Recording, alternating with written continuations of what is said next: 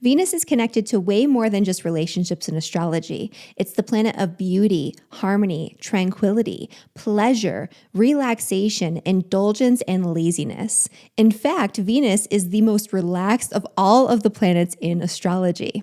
The video you're about to watch is a mini lesson taken from my free Beginner's Astrology Bootcamp course, which is now open for enrollment. The Beginner's Astrology Bootcamp is the place to fast track your astrology education for the new year with 22 bite-sized lessons on the planets and the zodiac signs, and there's even a special bonus module being released on the houses. This course is perfect for students who want to learn astrology but don't know where to start. But we'll talk about that a little bit more after the lesson. Enjoy. Venus is the one planet in astrology that has the ability to bring things together. It harmonizes and combines energies, situations, and of course people, as Venus is known for being the planet that's associated with relationships.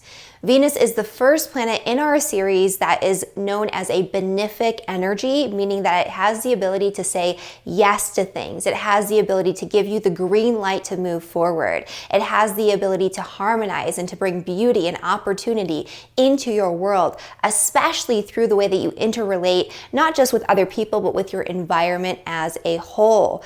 Venus is considered to be a nocturnal planet as well, which means that it is even more beneficial if you are somebody who was born at night versus somebody who's born during the day. That does not mean that Venus doesn't have the ability to provide opportunity, to provide positive outcomes for people who are born during the day. It just means that it has an even greater ability to do so for those who are born at night. And for those of you who are a little bit newer to astrology, the glyph or symbol for Venus looks like this little symbol right up here, which might look familiar to some of you because it's generally the symbol that's associated with females and women. Just as the symbol suggests, Venus is the planet that's most closely associated with feminine energy. It's most closely associated very literally with women and females and feminine people, not just females biologically, but people who have a lot of feminine energy in your life. Venus is known to be a more receptive versus active energy. It's the planet of reciprocity. It's the planet of agreement, negotiation, harmony, and tranquility. It is the great harmonizer. Venus, of course, is associated with material and sensory pleasures. It's associated with beauty. It's associated with sensuality versus sexuality, which is a little bit more strongly associated with Mars, which we'll get into in the next video. It's associated with enjoyment of the full spectrum of the sensory material experience in your life. And it's associated with the experience of joy, in addition to the experience of pleasure. Venus, of course, is associated with all types of relationships. It's associated with friendships. It's associated with close one-on-one personal connections. It shows you the way that you like to give love to other people, to show your love, and it also shows the way that you like to or prefer to receive love and appreciation in return. It shows us our love language. Venus shows us the way that we like to interrelate with other people as a whole, and it shows us the nature and quality of many of our close, important relationships. It shows us whether we're prone to getting along with people. It shows us whether we're prone to openness in our relationships, or it shows us if we're maybe a little bit colder and more closed off. Venus is associated also with beauty. It's associated with things that are beautiful on an aesthetic level, and it shows us our sense of style as well as our love language and our style in relationships. Venus shows us the way that we prefer to enjoy sensory experiences and sensory pleasures and material pleasures as a whole, and whether or not we deny ourselves those experiences or we deny ourselves the full experience of joy for one reason or another based on Venus's placement. Venus is associated with music, with theater, with performance. It's associated with design and with clothing and fine types of materials. Venus, of course, is closely associated with perfumes, so smells, things that smell really good. Venus rules over flowers and floral arrangements and things that are beautiful in our natural world and in our natural environment, as well as things of beauty that we create as human beings here on this planet. Venus rules over gemstones and jewels and is most closely associated with the color white. Venus is also very closely associated with money and finances due to its connection with tangible, physical, material possessions. It is also associated with wealth. It's associated with the way that we value, spend, use our money, what we prefer to spend our money on. It can show us a little bit about our spending habits and how we can save or earn more money as well. Venus is also associated on the flip side with laziness and indulgences. It rules the sweet tooth, and so people with certain Venus placements might be prone to overdoing it when it comes to sugary treats. It can also show us where we can overdo it when it comes to overindulging in sensory experiences as a whole. So it can show us if maybe we're addicted to laziness and indulgence, if we're addicted to doing things that are maybe not so good for us just because they feel really good. It can show us where we might overdo it in that realm or in that area.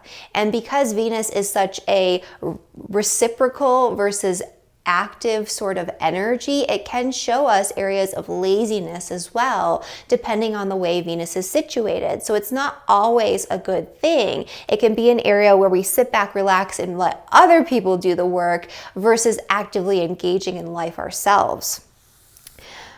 Venus in medical astrology rules the appearance of the hair, skin, and nails. That's that aesthetic quality of Venus, that quality of beauty. It also rules hormonal balance or imbalance in our bodies. It rules and represents homeostasis in the body. It rules and represents kidney function. So as opposed to ruling the kidneys, which would be a zodiac sign that we'll talk about a little bit further on in this boot camp, it rules the function of the kidneys and the function of the hormonal systems in the body. Its action is to draw in or to magnetize as opposed to actively go out and seek something. That's that Venusian energy. And the qualities traditionally that are associated with Venus are the qualities of moisture and warmth. And so this is considered to be a very fertile sign where opportunities can grow, where health can grow, where things that are really beautiful and wonderful in our lives can grow, just like flowers, which are ruled by Venus. And so those are the traditional qualities of Venus. And the traditional sign rulerships and placements of Venus are the following. So Venus, of course, is at home in the sign of Taurus, which is a very grounded, earthy sign. It's very connected with the material realm and sensory and material pleasures on that very physical, tangible, earthly level, because Taurus is an earth sign, which of course we'll talk about a lot more in detail later in the boot camp. Venus is also at home in the sign of Libra. Libra is all about that reciprocity, that interrelationship between you and other people and you and your environment. It's about balance, harmony, and equilibrium. And therefore, Venus is very strongly associated with that energy. Libra is also associated with aesthetic balance and aesthetic beauty, which is another thing that Venus has rulership over. And so between these two signs, you can see a lot of those qualities of Venus being portrayed and being imbued upon those zodiac sign energies. Venus is at its detriment in the sign of Scorpio. Scorpio is a little less open. It's a little less willing to share and compromise. Venus in the sign of Scorpio is a little bit more of a self-protective energy. It represents things like jealousy or possessiveness or obsessiveness in relationships. Of course, this can bring relationships that have a lot of meaning and a lot of depth, but it's kind of an energy of not wanting to share your partner with others or not wanting to share yourself and parts of yourself with others, which can leave you a little closed off in relationships. And so it makes things difficult for Venus. Venus doesn't have the support and the ability to fully express itself in the way that it likes to in the sign of Taurus. Venus is also at its detriment in the sign of Aries, which of course is a very self-centered, very willful sort of energy, as opposed to being an energy of receiving, an energy of reciprocity, an energy of maybe reflection and taking in the needs and information that you receive from other people. It's more about forcing your will and doing your thing in your way, which is not very Venusian. Venus in Aries, of course, can be very passionate, but it's not necessarily the easiest placement for Venusian types of things. Venus in Aries has to work a little bit harder at relationships. It has to work a little bit harder at experiencing that joy and enjoyment.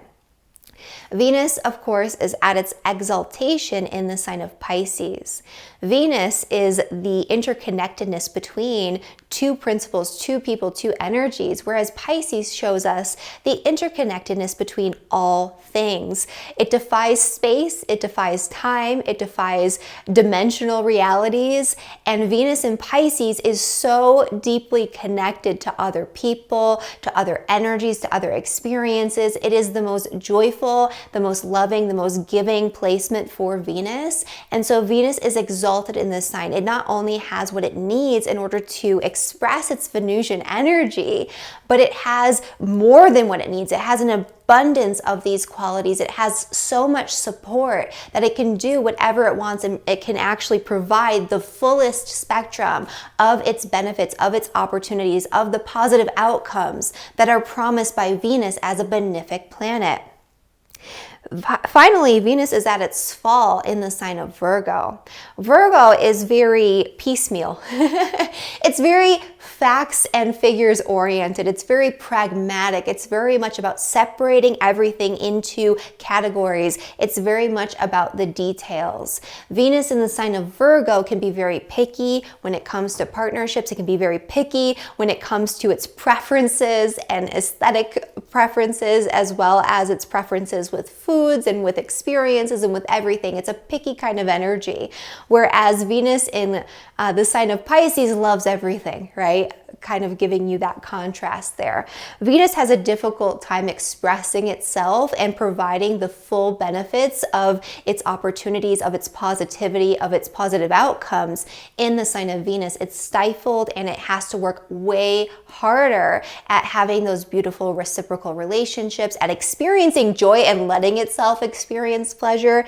And so it doesn't have that same energy as it would when it's in its exaltation, or even when it's in its rulership. So speaking of Venus and relationships and connections, make sure you head over to the student forum that's included as a free gift to you as a part of this beginner's bootcamp, to connect with your fellow students, connect with me and with our teaching assistants, ask questions about what you've been learning so far now that we're on our 4th video in the series. And definitely share what you've been learning, what you've been experiencing. Maybe introduce yourself and let people know a little bit about you and your placements, including your placement of Venus.